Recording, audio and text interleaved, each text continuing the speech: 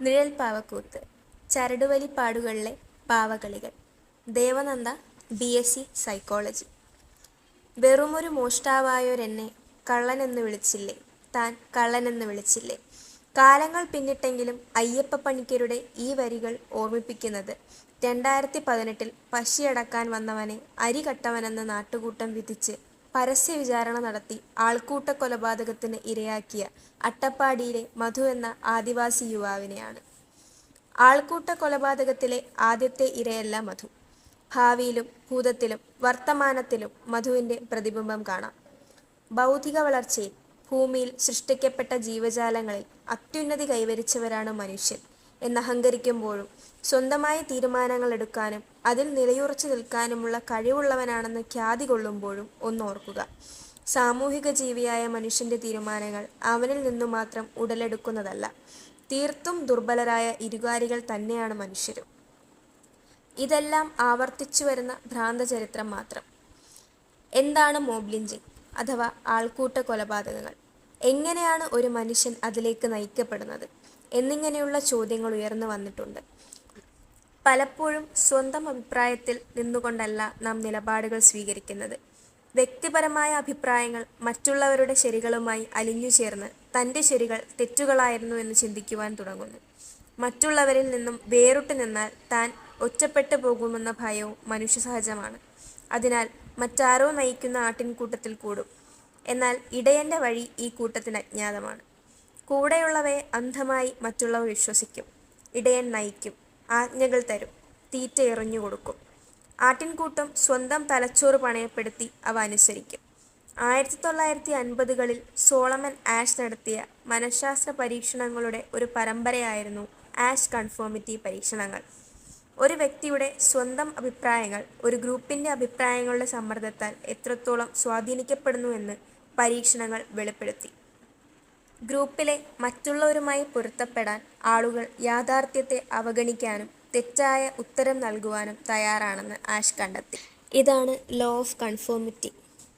സമൂഹം ശീലിച്ചു വരുന്ന തെറ്റായ മുൻധാരണകളിൽ അകപ്പെട്ട് മാറ്റങ്ങളും വ്യത്യാസങ്ങളും അംഗീകരിക്കാൻ പറ്റാത്ത അവസ്ഥയിലിരിക്കാറുണ്ട് മനുഷ്യർ. ആളുകളുടെ പിന്തുണ തനിക്ക് ചുറ്റുമുണ്ടെന്ന തോന്നൽ ശക്തമാകുമ്പോൾ ഒരു ധൈര്യവും ഊർജവും വന്നു ഭവിക്കുകയും വ്യക്തിത്വം അജ്ഞാതമാവുകയും ചുറ്റുമുള്ളവരെ പോലെ താനും ആ നിഴലിൽ പ്രവർത്തിക്കുകയും ചെയ്യുന്നു. പതിയെ വിപത്കരമായ സാഹചര്യങ്ങളുടെ ഭാഗമാകാനും ഒരുങ്ങും. മറ്റുള്ളവർ നൽകുന്ന പ്രോത്സാഹനത്തിൽ അർമാദിച്ച് ഏതറ്റം വരെയും പോകാം.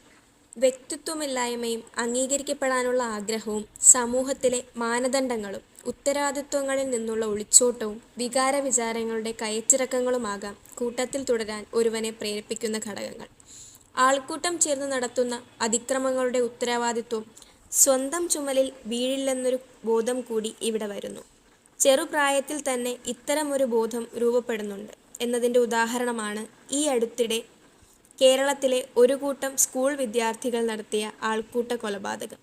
നമ്മൾ ഇത്രയും പേരില്ലേ, കേസൊന്നും നമുക്ക് വരില്ല എന്ന വോയിസ് മെസ്സേജ് ഇതേ കാര്യത്തെയാണ് സൂചിപ്പിക്കുന്നത്. ഈ ഭൂരിപക്ഷ ഗ്രൂപ്പുകൾക്കപ്പുറം നിൽക്കുന്ന അരികുവൽക്കരിക്കപ്പെട്ട ന്യൂനപക്ഷം ബലഹീനതയാൽ അടർന്നു വീഴുന്നു. സാമൂഹിക ചട്ടക്കൂടുകളിൽ ഒതുങ്ങാത്ത പക്ഷം അവരെ മാനസികമായും ശാരീരികമായും അടിച്ചമർത്തുന്നു. ബഹുജനം പലവിധം എന്ന ബോധമൊന്നും ഒറ്റ ബുദ്ധിയിൽ തലതല്ലി വീഴുന്ന മനുഷ്യന് തെളിയുകയില്ല. കാരണമില്ലാത്തിടത്ത് കാരണം അന്വേഷിച്ച് പിടിച്ച് മുട്ടനാടുകളെപ്പോലെ അവർ പരസ്പരം കൊമ്പുകൂർക്കുന്നു. ജാതിയും മതവും വർഗവും വർണ്ണവും ലിംഗവും ഭാഷയും വസ്ത്രവും മണ്ണുമെല്ലാം ഇന്ധനമാകും.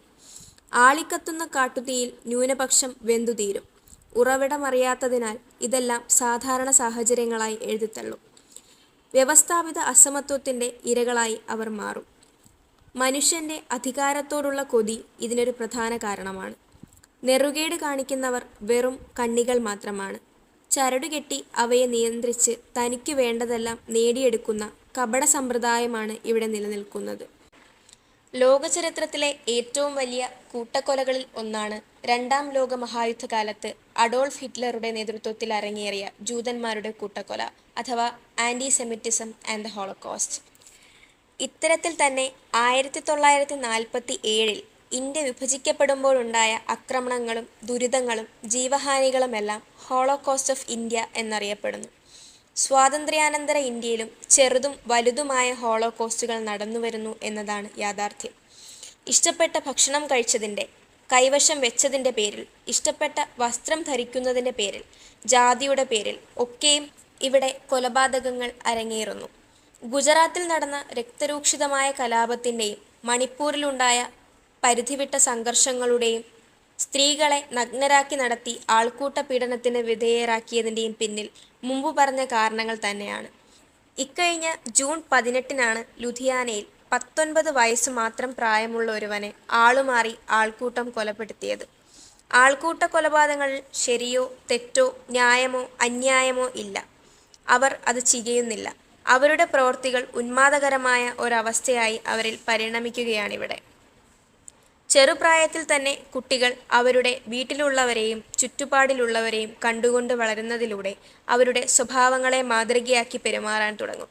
ശരികളും തെറ്റുകളും നന്നേ ചെറുപ്പത്തിൽ അവരുടെ ഉള്ളിൽ ആഴത്തിൽ പതിയും. വളർന്നുവരുന്ന സാഹചര്യത്തിൽ അവരെ മാറ്റങ്ങൾക്ക് വിധേയമാക്കി രൂപപ്പെടുത്തിയെടുക്കുകയും ചെയ്യും. ചുറ്റും സംഭവിച്ചു കൊണ്ടിരിക്കുന്ന ആഘാതകരമായ പ്രവൃത്തികൾ അവരെ സ്വാധീനിക്കും.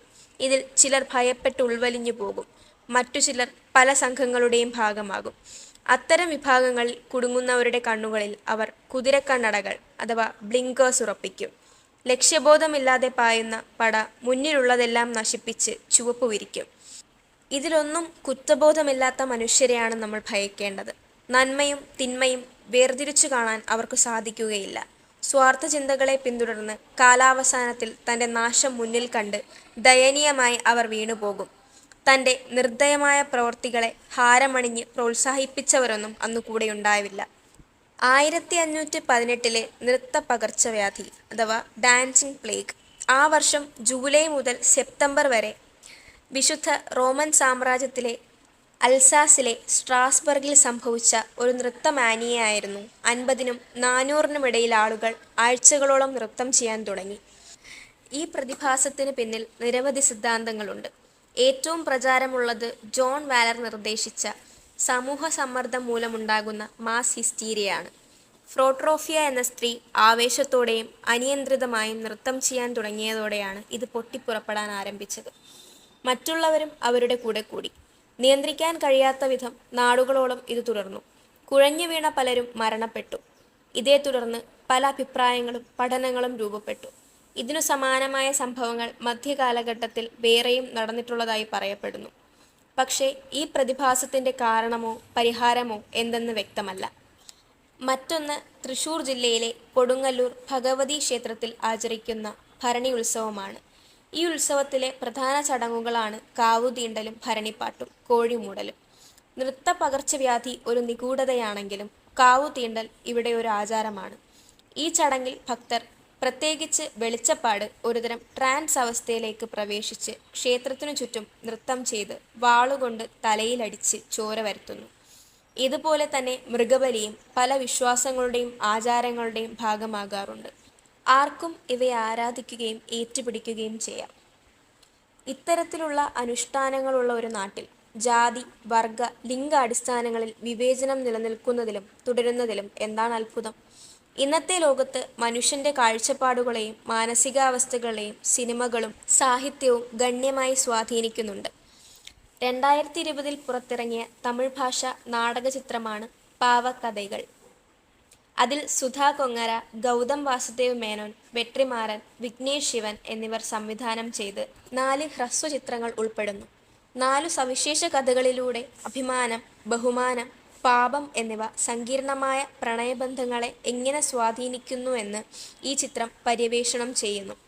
നമ്മുടെ സമൂഹത്തിൽ നിലനിൽക്കുന്ന ശക്തമായ വിവേചനങ്ങളെയാണ് കഥയുടെ ആഴമേറിയ വ്യാഖ്യാനത്തിലൂടെ അതിഗംഭീരമായി ചിത്രീകരിച്ചിരിക്കുന്നത്. വേരുറച്ച സ്റ്റീരിയോടിപ്പിക്കൽ ചിന്താഗതികളെ പിഴുതെറിയുന്ന അവതരണമാണ് ചിത്രത്തിൻ്റേത്. 2023 പുറത്തിറങ്ങിയ സ്റ്റോളൻ എന്ന ചിത്രം ഒരു ഉണർത്തുപാട്ടാണ്. വാട്സാപ്പ് യൂണിവേഴ്സിറ്റിയിൽ അന്ധമായി വിശ്വസിച്ച് ഇടം വലം നോക്കാതെ ഫോർവേഡ് വൈറൽ ക്ലിപ്പുകളിൽ കുടുങ്ങി ഒതുങ്ങിപ്പോകേണ്ടി വന്ന മനുഷ്യരുടെ ദുരന്തമാണ് ഈ കഥ പറയുന്നത്. ആൾക്കൂട്ടം അതിഭീകരമായി ആളുകളെ എങ്ങനെ ഇല്ലായ്മ ചെയ്യുന്നു എന്ന് ചിത്രം പറയുന്നു. മാധ്യമങ്ങൾ തെറ്റായ സ്വാധീനം ചെലുത്തി ഇത്തരം മനോഭാവത്തിലേക്ക് ആളുകളെ നയിക്കുന്നതായ വാർത്തകളും ഇന്നു സജീവമാണ്. തൻ്റെ സഹോദരങ്ങളെ ഇല്ലാതാക്കുക എന്നത് സ്വന്തം കാലിലടിയിലെ മണ്ണു നീക്കം ചെയ്യുന്നത് പോലെയാണ്. അനീതിക്കെതിരെ നമ്മൾ പ്രതികരിക്കണം. എന്നാൽ നിയമം കയ്യിലെടുത്ത് സത്യമെന്താണെന്ന് മനസ്സിലാക്കുന്നതിന് മുമ്പ് തന്നെ ഒരു മനുഷ്യനെയോ ഒരു കൂട്ടം മനുഷ്യരെയോ ഇല്ലായ്മ ചെയ്യുക എന്നത് മൃഗീയമാണ്. ഇതിനു മൗനാനുവാദം നൽകി പ്രോത്സാഹനം നൽകുന്ന ഭരണകൂട ഭീകര ആക്രമണത്തിനും കൂടി നമ്മൾ സാക്ഷ്യം വഹിക്കേണ്ടി വരുന്നു. ഇത്തരത്തിലുള്ള വിഷയങ്ങൾ വാക്കുകളായി തന്നെ പ്രതിധ്വനിക്കണം. സമൂഹത്തിൻ്റെ ഭയപ്പെടുത്തുന്ന നിശബ്ദതയ്ക്കു വിരാമം സംഭവിക്കണം. തെറ്റ് തെറ്റാണെന്നു തന്നെ പറയാനും ചൂണ്ടിക്കാണിക്കാനും കഴിയണമെങ്കിൽ സ്വന്തം അഭിപ്രായത്തിൽ വിശ്വാസവും അത് തൻ്റെ കാഴ്ചപ്പാടാണെന്നുള്ള ബോധ്യവും വരണം.